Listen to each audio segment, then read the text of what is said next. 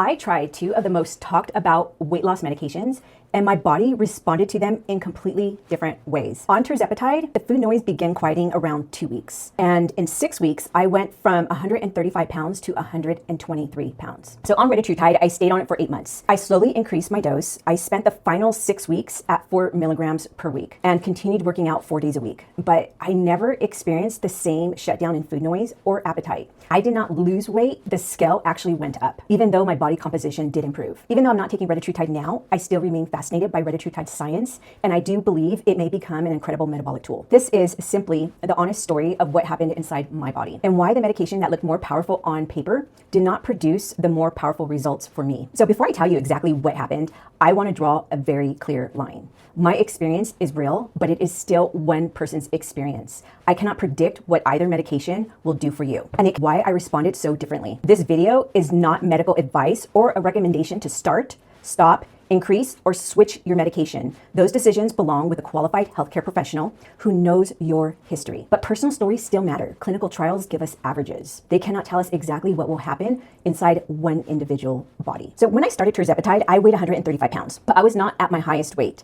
After COVID, I had reached 152 pounds. And looking back at those photos now, I looked very swollen. So from 2021 through 2022, I gradually walked my way from 152 pounds down to 135 pounds. So that first 17-pound loss came entirely from consistent walking before I used any medication, and it definitely took time. Another important piece of context is that I was not perimenopausal when I took Tirzepatide. My hormonal background is not the same as it is now. When I began taking Tirzepatide, I started at 2.5 milligrams weekly. I did that for 4 weeks, and I increased to 5 milligrams. By the second week of 2.5 milligrams, I noticed something that felt almost unfamiliar. My mind was definitely quieter around food. I was not constantly thinking about food. I was not constantly thinking about what I'm gonna eat next. I was not negotiating with hunger all day, and the food noise was fading. At 5 milligrams, the effects became so intense, my appetite did not just decrease, it felt like it almost shut off. During those 2 weeks at 5 milligrams, sometimes eating made me nauseated. I definitely had to deliberately force myself to get enough protein and nutrition during that time frame. After 6 weeks, I was down to 123 pounds. That loss is roughly about 12 pounds, close to about 9% of my starting weight when I started,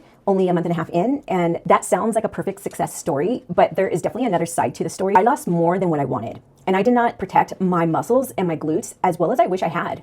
I stopped because I did not want to keep shrinking. So once I stopped, over the next 2 years, the weight gradually returned. And I did not see that as proof that Tirzepatide failed. I stopped the treatment. And what it taught me is that rapid weight loss and sustainable body composition are not automatically the same thing. The scale went down, but strength, muscle nourishment, and what happens afterwards matter too. When I later tried Retatrutide, I expected an even stronger experience. The early research was exciting, and because it acts on 3 receptors instead of 2, I assumed it might feel like a more powerful version of Tirzepatide.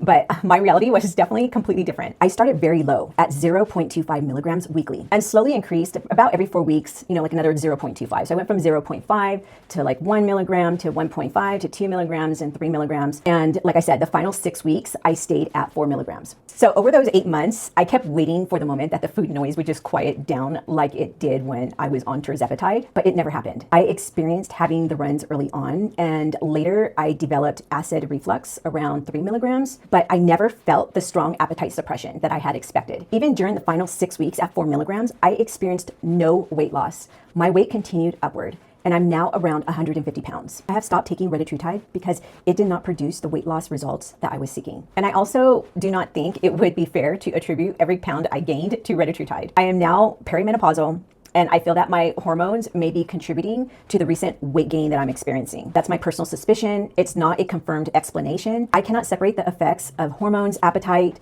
sleep, stress, food choices, training, and medication responses from my experience alone. But the scale is not the entire story. Even though I gained weight, my body composition has improved. I look stronger and I could see changes. That is why this comparison with my post-COVID pictures, it definitely matters.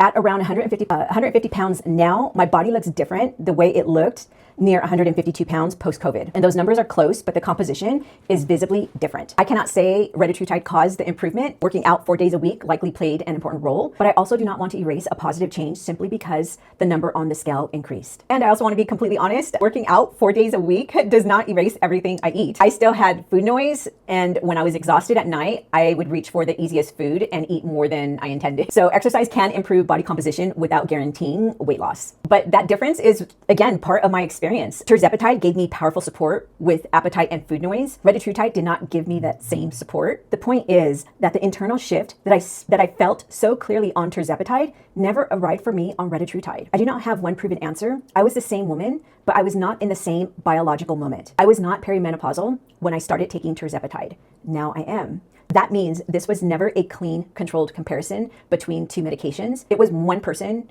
trying them at two different stages of life. Research has found that the menopause transition can coincide with changes in fat mass and lean mass. But that evidence cannot tell me that perimenopause caused my particular weight gain, or that it can explain why I did not respond to retatrutide. I can only say that I feel that hormones may play a part in the picture and that the context was different. And here's the thing, individual responses vary. Some people respond quickly, some respond later, some lose less than average, and some stop because of side effects. A trial average is a distribution of many different outcomes, not one result repeated in every body. So during this general period, I also experienced severe upper abdominal pain. I was hospitalized for 5 days. The initial CT raised concerns around a possible mass near the head of my pancreas. Later, an MRI and an endoscopic ultrasound did not show a pancreatic mass. And the final GI impression was a sphincter of OD or ODI dysfunction. I share that full experience in another video, so I don't want to repeat the entire story here. The most important point is that I cannot prove retatrutide caused that medical event. The timing makes it part of my history, but not proof of causation. The biggest lesson is that the medication with the most impressive headline is not automatically the medication that will feel most effective in your body. If I were doing this again, I would track more than just my dose and my weight. I would track my food noise, I would track any hunger, waist measurements, I track my strength, my protein intake, my body composition if available, if I'm experiencing any acid reflux, bowel changes, my resting heart rate, any concerning symptoms. And with my clinician, I would discuss labs and monitoring appropriate for my personal history. I would also define the goal before beginning. Is success simply a lower number? Is it fat loss while preserving muscle? Is it better glucose control, less food noise, improved energy? Tirzepatide moved the scale quickly for me, but I lost muscle that I wanted to carry, did not move the scale in the direction I wanted. Yet my body composition improved, and its broader metabolic science, it still interests me. Both experiences taught me to ask better questions than which drug is strongest. The better question is, what is this treatment actually doing inside my body? And what is it costing me to get that result? My conclusion is simple. In my body, tirzepatide had the much stronger effect on appetite, food noise, and weight loss. Retatrutide did not meet my personal weight loss goal, even after 8 months and the final 6 weeks being on 4 milligrams, although my body composition has improved while I continue training. Retatrutide may become an extraordinary metabolic tool. For me, it simply did not produce the weight loss results I was seeking. Thank you for listening all the way through. This channel is about curiosity over hype, evidence alongside lived experience, and asking better questions. Research matters, tracking your body matters, and listening when your body gives you a different answer than the headline matters too. If you have used tirzepatide, Retatrutide, tell me in the comments what you noticed first.